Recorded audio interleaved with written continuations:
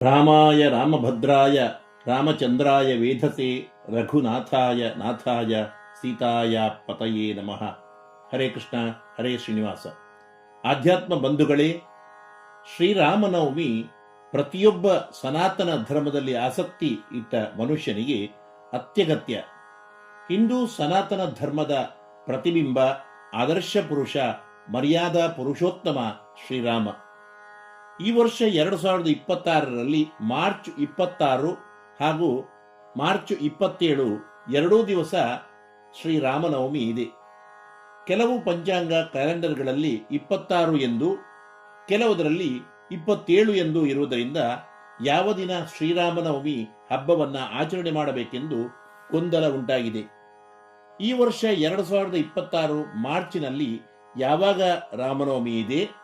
ರಾಮನವಮಿಯ ಆಚರಣೆಯ ಗೊಂದಲಗಳಿಗೆ ಸಮಾಧಾನಕರವಾದ ಉತ್ತರ ಯಾವುದು?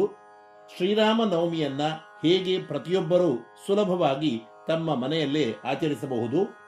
ಅತ್ಯಂತ ಶ್ರೇಷ್ಠ ಶ್ರೀರಾಮನವಮಿ ಪೂಜಾ ಮುಹೂರ್ತ ಯಾವತ್ತು ಇದೆ, ಯಾವಾಗ ಇದೆ ಎಂಬ ರಾಮನವಮಿ ಬಗೆಗಿನ ಎಲ್ಲ ವಿಚಾರಗಳನ್ನ ಈ ವಿಡಿಯೋ ಸಂದೇಶದ ಮೂಲಕ ನಾವು ತಿಳಿದುಕೊಳ್ಳೋಣ. ಬಂಧುಗಳೇ, ಇಲ್ಲಿಯವರೆಗೆ ತಾವು ನನ್ನ ವಿಶ್ವನಾಥ್ ಭಟ್ ಎಂಬ ಯೂಟ್ಯೂಬ್ ಚಾನಲ್ಗೆ ಸಬ್ಸ್ಕ್ರೈಬ್ ಆಗಿರದಿದ್ದರೆ ಆಗಿ, ಉತ್ತಮ ಆಗಿದ್ದರೆ ಲೈಕ್ ಮಾಡಿ, ನಿಮ್ಮೆಲ್ಲ ಬಂಧು ಮಿತ್ರರಿಗೆ ಶೇರ್ ಮಾಡಿ, ನಿಮ್ಮ ಪ್ರಶ್ನೆ ಮೆಚ್ಚುಗೆ ಸಂದೇಹಗಳನ್ನು ಕಮೆಂಟ್ ಮೂಲಕ ನಮಗೆ ತಿಳಿಸಿ. ವೀಕ್ಷಕರೇ, ರಮಂತೆ ಯೋಗಿನಃ ಅಸ್ಮಿನ್ ಇತಿ ರಾಮಃ ಅಂದರೆ ಯಾವ ಪವಿತ್ರ ನಾಮವನ್ನ ತಮ್ಮ ಹೃದಯ ಅಂತಃಕರಣದಲ್ಲಿ ಸದಾ ಇಟ್ಟುಕೊಂಡು ಸ್ಮರಿಸುತ್ತಾ ಯೋಗಿಗಳು, ಋಷಿ ಮುನಿಗಳು, ಭಕ್ತರು ರಮಿಸುತ್ತಾರೋ, ಸಂತಸ ಪಡುತ್ತಾರೋ ಅಂತಹ ಮನೋಹರವಾದ ಹೆಸರು ಶ್ರೀರಾಮ. ಬೇರಾವ ಮಂತ್ರವೂ ಬೇಡ, ರಾಮ ಮಂತ್ರ, ರಾಮನಾಮ ಒಂದಿದ್ದರೆ ಸಾಕು, ಭವ ಬಂಧನ ದೂರ ಆಗುವುದು ಎಂದು ಪುರಂದರದಾಸರು ಹೇಳುತ್ತಾರೆ.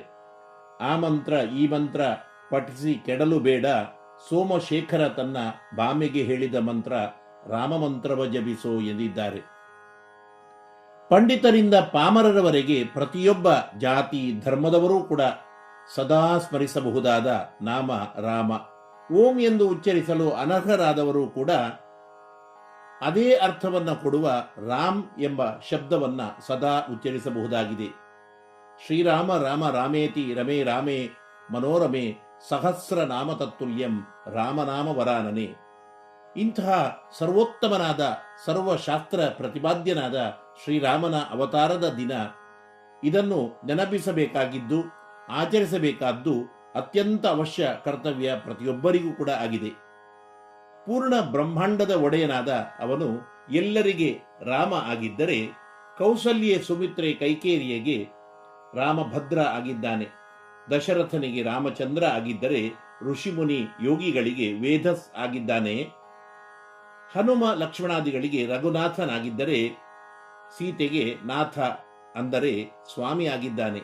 ಇದನ್ನೇ ರಾಮಾಯ ರಾಮಭದ್ರಾಯ ರಾಮಚಂದ್ರಾಯ ವೇಧಸಿ ರಘುನಾಥಾಯ ನಾಥಾಯ ಸೀತಾಯ ಪತಯೇ ನಮಃ ಎಂದು ಹೇಳಿದ್ದಾರೆ.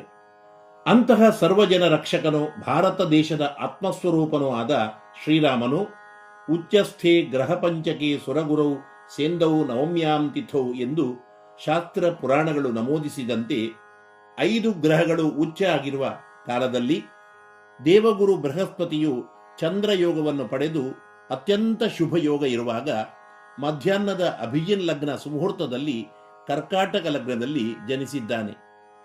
ಈ ವರ್ಷ 2026 ಮಾರ್ಚ್ 26 ಗುರುವಾರದಂದು ಬೆಳಿಗ್ಗೆ ಸುಮಾರು 11:40 ನವಮಿ ತಿಥಿಯು ಪ್ರಾರಂಭ ಆಗಿ ಮರುದಿವಸ ಬೆಳಿಗ್ಗೆ ಸಾಮಾನ್ಯ 11:49 ಇರುತ್ತದೆ.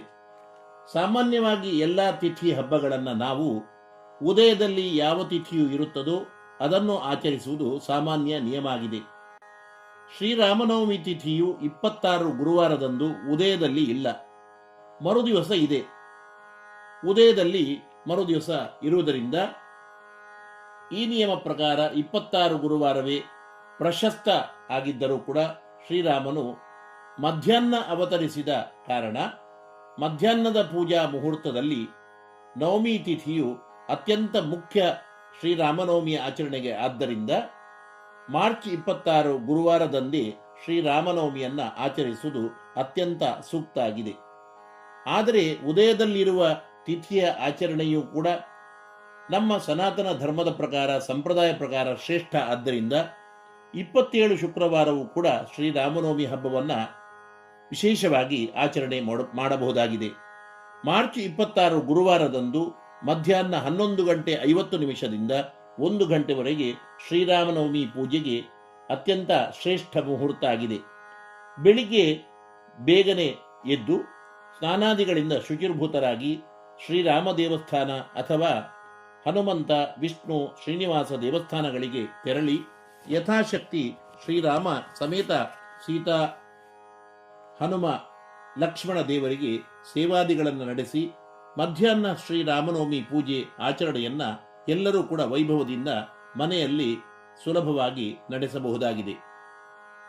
ಮೊದಲು ಶುದ್ಧವಾದ ಮಡಿಬಟ್ಟೆಯನ್ನು ಉಟ್ಟುಕೊಂಡು ಸೀತಾ, ಲಕ್ಷ್ಮಣ, ಹನುಮ ಸಮೇತ ಶ್ರೀರಾಮನ ಮೂರ್ತಿ ಅಥವಾ ಭಾವಚಿತ್ರ ಇದ್ದರೆ ಅದನ್ನು ಸ್ವಚ್ಛಗೊಳಿಸಿ ಗಂಧ ಕುಂಕುಮಾದಿಗಳನ್ನು ಹಚ್ಚಿ ಹೂಮಾಲೆಯನ್ನು ಹಾಕಿ, ಇನ್ನು ಮೂರ್ತಿ ಇದ್ದರೆ ಅದಕ್ಕೆ ಪಂಚಾಮೃತ ಅಭಿಷೇಕಗಳನ್ನು ಯಥಾಶಕ್ತಿ ನಡೆಸಿ ವಿಷ್ಣು ಸಹಸ್ರನಾಮ, ಶ್ರೀರಾಮ ಸಹಸ್ರನಾಮ, ಶ್ರೀರಾಮ ಅಷ್ಟೋತ್ತರ ಮಂತ್ರಗಳನ್ನು ಗೊತ್ತಿದ್ದರೆ ಹೇಳಿ ಯಥಾಶಕ್ತಿ ಪುಷ್ಪ, ತುಳಸಿಯಿಂದ ಅರ್ಚನೆಯನ್ನು ಮಾಡಿ ಕ್ಷೀರ ಪಾಯಸ, ಶಿರ ಇತ್ಯಾದಿಗಳನ್ನು ಹಣ್ಣು, ಕಾಯಿ, ಎಲೆಡಿಕೆಗಳನ್ನು ನೈವೇದ್ಯವನ್ನಾಗಿ ಅರ್ಪಿಸಿ ಪೂಜಿಸಿ ರಾಮಾಯಣದ ಕೆಲವು ಶ್ಲೋಕಗಳನ್ನಾದರೂ ಕೂಡ ಇಂದು ಪಠಿಸಿ ಕಡೆ ಪಕ್ಷ ಶ್ರೀರಾಮನ ಕಥೆಯನ್ನು ಕೇಳಿ ಆನಂದಿಸಿ, ಹೀಗೆ ಮರ್ಯಾದಾ ಪುರುಷೋತ್ತಮನಾದ ಶ್ರೀರಾಮನ ನವಮಿಯನ್ನ ಎಲ್ಲರೊಂದಿಗೆ ವೈಭವದಿಂದ ಆಚರಿಸಿ ಶ್ರೀರಾಮನ ಆದರ್ಶ ಗುಣಗಳನ್ನು ಕೂಡ